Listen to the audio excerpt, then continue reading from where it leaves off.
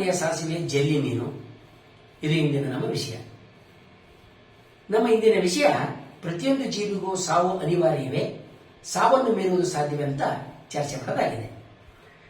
ಸತ್ತು ಹೋದ ತನ್ನ ಮಗನನ್ನು ಬದುಕಿಸುವಂತೆ ತನ್ನ ಬಳಿ ಬಂದಿದ್ದಂತಹ ಕಿಸಾ ಗೌತಮಿಗೆ ಗೌತಮ ಬುದ್ಧ ಸಾವಿಲ್ಲದ ಮನೆಯ ಸಾಸಿವೆಯನ್ನು ತರೋದಕ್ಕೆ ಹೇಳಿದ್ದು ಪ್ರಸಿದ್ಧವಾದಂತಹ ಸಂಗತಿ ಆಗಿದೆ. ಶ್ರೀಕೃಷ್ಣ ಪರಮಾತ್ಮ ಭಗವದ್ಗೀತೆಯಲ್ಲಿ ಜಾತಶ್ಚ ಹೀಗಿರುವ ಮೃತ್ಯು ಅಂದರೆ ಹುಟ್ಟಿನ ಕೊನೆ ಸಾವು ಅಂತ ಸಾರಿದ್ದಾರೆ. ಅಶ್ವತ್ಥಾಮನಂತಹ ಚಿರಂಜೀವಿಗಳು, ಸನಕಾದಿ ಮುನಿಗಳು, ಸದಾ ಯುವಕರು ಅಂತಕ್ಕಂಥ ಐತಿಹ್ಯ ಭಾರತೀಯ ಮಹಾಕಾವ್ಯ ಮತ್ತು ಪುರಾಣಗಳಲ್ಲಿ ನಮಗೆ ಸಿಗುತ್ತೆ. ಇವೆಲ್ಲ ನಂಬಿಕೆಯ ಐತಿಹ್ಯ ಪುರಾಣಗಳಾದವು. ವಿಶ್ವದ ಪ್ರತಿಯೊಂದು ಜೀವಿಗೂ ಹುಟ್ಟು ಆರಂಭ ಆದರೆ ಸಾವು ಅನಿವಾರ್ಯವಾದಂತಹ ಕೊನೆ. ಯಾವುದೇ ಜೀವಿ ಅಮರ ಆಗಲಿಕ್ಕೆ ಸಾಧ್ಯ ಅನ್ನೋದೇ ಇವೆಲ್ಲವುಗಳ ಅರ್ಥ. ಆದರೆ ನಿಸರ್ಗ ನಾವು ಊಹಿಸಿದಂತಹ ಸೋಜಿಗೆಗಳ ಗಣಿ. ಭೂಮಿಯಲ್ಲಿಯೇ ಸಾವಿಲ್ಲದ ಮುಪ್ಪಿಲ್ಲದ ತಾರುಣ್ಯದಿಂದ ಯೌವನಕ್ಕೆ, ಯೌವನದಿಂದ ಶೈಶವಕ್ಕೆ ಮರಳತಕ್ಕಂಥ ಸಾವಿಲ್ಲದ ಅಮರ ಜೀವಿ ಹೊಂದಿದೆ. ಇಂತಹ ಅಮರ ಜೀವಿ ಯಾವುದು ಅಂತ ನಾವೀಗ ತಿಳ್ಕೊಳ್ಳೋಣ.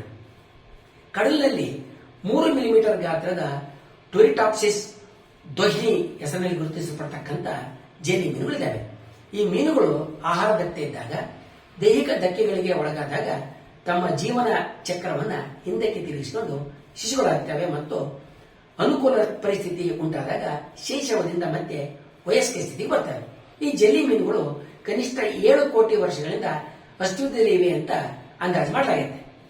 ಈ ಜೆಲ್ಲಿ ಮೀನು ಮೊದಲು ಕಾಣಿಸಿಕೊಂಡಂತಹ ಕ್ಷಣದಿಂದ ಈವರೆಗೆ ಬದುಕಿ ಉಳಿದಿರ್ತಕ್ಕಂಥ ಸಾಮರ್ಥ್ಯವನ್ನು ಹೊಂದಿದೆ. ಅಂದ್ರೆ ಮೊದಲು ಕಾಣಿಸಿಕೊಂಡಂತ ಈ ಮೀನಿಗೆ ಈಗ 7 ಕೋಟಿ ವರ್ಷಗಳಷ್ಟು ವಯಸ್ಸಾಗಿರುತ್ತೆ. ಇದು ಜೈವಿಕವಾಗಿ, ತಾಂತ್ರಿಕವಾಗಿ ಸಾಧ್ಯ ಇದ್ರೂ ಕೂಡ ಇತರ ಪ್ರಾಣಿಗಳು ಈ ಜೆಲ್ಲಿಯ ಮೀನನ್ನ ಕೊಂದು ತಿಂದ್ರೆ ಅದರ ಅಮರತ್ವ ನಾಶವಾಗಿ ಅದು ಮರ್ತಿಯಾಗುತ್ತೆ.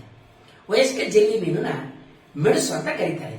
ಗಂಡು ಮತ್ತು ಹೆಣ್ಣು ಜೆಲ್ಲಿ ಮೀನುಗಳಿಂದ ಹೊರಬರ್ತಕ್ಕಂಥ ಅಂಡಾಣು ಮತ್ತು ಬಿರಿಯಾಣಿಗಳು ಸೇರಿ ಫಲಿತಗೊಳ್ತವೆ. ಈಗ ಫಲಿತಗೊಂಡಂತ ತತ್ತಿ ಅಥವಾ ಮೊಟ್ಟೆ ಪ್ಲಾನುಲ ಅಂತ ಕರೆಯಲ್ಪಡ್ತಕ್ಕಂಥ ಸಣ್ಣ ಲಾರ್ವಾ ಸ್ಥಿತಿಯನ್ನ ತಾಳುತ್ತೆ. ಇದು ಈಸ್ತಕ್ಕಂಥ ಸಾಮರ್ಥ್ಯವನ್ನು ಹೊಂದಿದ್ದು ಸೂಕ್ಷ್ಮ ಗಾತ್ರದ ಹುಳು ಆಗಿರುತ್ತೆ.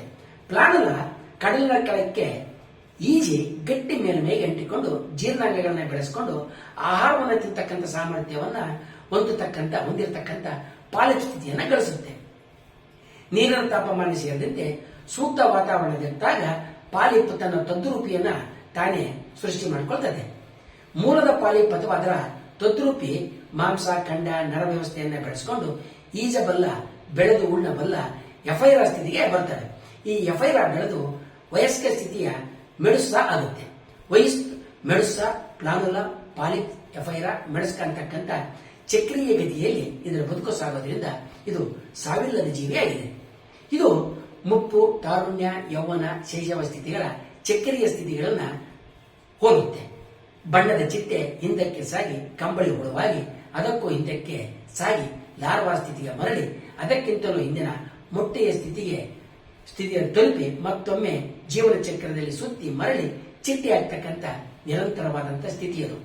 ಅಂದ್ರೆ ಮುಪ್ಪಿನಿಂದ ಹಿಂದಕ್ಕೆ ಚಲಿಸಿ ಮಗುವಾಗಿ ಅದಕ್ಕಿಂತಲೂ ಹಿಂದಿನ ಗರ್ಭಸ್ಥಿತಿಗೆ ಮರಳಿದಂತೆ ಸಾವಿಲ್ಲದ ಈ ಮರುಕಳಿಕೆಯ ಚಕ್ರ ಜೇಲಿ ಮೀನುಗಳಲ್ಲಿ ಯಾವುದೇ ಅಡೆತಡೆ ಇಲ್ಲದೆ ಕೋಟ್ಯಂತರ ವರ್ಷಗಳವರೆಗೆ ಜರುಗಬಲ್ಲದು. ಇದೇ ಈ ಮೀನುಗಳ ಅಮರತ್ವಕ್ಕೆ ಕಾರಣ. ಈ ಸೋಜಿಗದ ಹಿಂದೆ ಇರತಕ್ಕಂಥ ಕಾರಣವನ್ನ ವಿಜ್ಞಾನಿಗಳು ಅದರ ಡಿಎನ್ಎನಲ್ಲಿ ಗುರುತಿಸಿದ್ದಾರೆ. ಡಿಎನ್ಎ ಅಗತ್ಯಕ್ಕೆ ತಕ್ಕಂತೆ ಜೀವಕೋಶಗಳನ್ನ ಮೆಣಸ, ಪ್ಲಾನೆಲ, ಪಾಲಿಪ್, ಎಫೈರಾ ಸ್ಥಿತಿಗೆ ಬದಲಾವಣೆ ಮಾಡಬಹುದು ಅಂತ ಅವರು ಗುರುತಿಸಿದ್ದಾರೆ. ಸಾವಿಲ್ಲದ ಈ ಜೆಲ್ಲಿ ಮೀನುಗಳ ಮೂಲ ಯಾವುದು ಅಂತ ಇನ್ನೂ ಖಚಿತ ಆಗಿಲ್ಲ. ಆದರೆ ಜಗತ್ತಿನ ಎಲ್ಲ ಕಡೆ ಈ ಮೀನುಗಳು ಒಂದೇ ರೀತಿ ಕಂಡುಬರೋದ್ರಿಂದ ಇವು ನೈಸರ್ಗಿಕವಾಗಿ ಹರಡದೆ ಮಾನವನ ಹಸ್ತಕ್ಷೇಪದಿಂದ ಹಡಗುಗಳ ಮೂಲಕ ಜಗತ್ತಿನ ಎಲ್ಲ ಕಡೆಗೆ ಹರಡಿರಬಹುದಂತಲೂ ಇವುಗಳ ಮೂಲ ನೆಲೆ ಮೆಡಿಟೇರಿಯನ್ ಕಡಲು ಆಗಿರಬಹುದಂತಲೂ ವಿಜ್ಞಾನಿಗಳು ಅಂದಾಜು ಮಾಡಿದ್ದಾರೆ. 1883ರಲ್ಲಿ ಈ ಜೆಲ್ಲಿ ಮೀನುಗಳನ್ನ ವಿಜ್ಞಾನಿಗಳು ಮೊದಲ ಬಾರಿಗೆ ಪತ್ತೆ ಹಚ್ಚಿದರು. ಇದಾದ 100 ವರ್ಷಗಳ ನಂತರ 1980ರಲ್ಲಿ ಕ್ರಿಶ್ಚಿಯನ್ ಸೊಮ್ಮರ್ ಹಾಗೂ ಬಾರ್ಬರೋ ಬಾಲಿಸ್ಟೆಲೋ ಅಂತಕ್ಕಂಥ ವಿಜ್ಞಾನಿಗಳು ಈ ಜೆಲ್ಲಿ ಮೀನುಗಳ ಸಾವಿಲ್ಲದ ಬದುಕಿನ ಜೀವನ ಚಕ್ರವನ್ನ ಪತ್ತೆ ಹಚ್ಚಿ ಜಗತ್ತಿಗೆ ತೆರೆದು ತೋರಿಸಿದರು. ಜಪಾನಿನ ವಿಜ್ಞಾನಿ ಶಿನ್ಕೋ ಬೆರಾ 1990ರಿಂದ ಈ ಜೆಲ್ಲಿ ಮೀನುಗಳನ್ನ ಸಾಕ್ತಾ ಇದ್ದು ಇವುಗಳ ಅಮರತ್ವವನ್ನ ಖಚಿತಪಡಿಸಿದ್ದಾರೆ.